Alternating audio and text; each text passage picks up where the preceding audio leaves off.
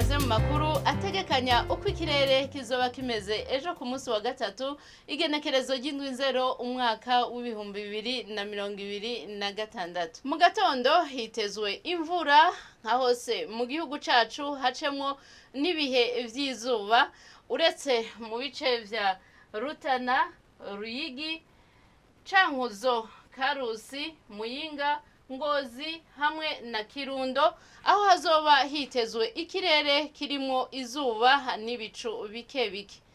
Ahazoba hakanye kurusha handi akazoba ari mu bice vya Mwaro hamwe na Gitega aho hazoba hari kuri °C 13. Ku muhingamo hitezwe imvura mu bice vya Makamba, Bururi hamwe na Rutana. Ahasigaye mu gihugu cacu hakazoba hibonekeza ibicu vyinshi. Ahazoba hitezwe ubushuhe gusumba handi akazoba ari mu gice ca Cibitoke aho hazoba hari kuri °C 30. Hitezwe yuko izuba rizoseruka igihe c'isaha 12 z'agatondo rirenge igihe c'isaha 12:18 z'umugoroba.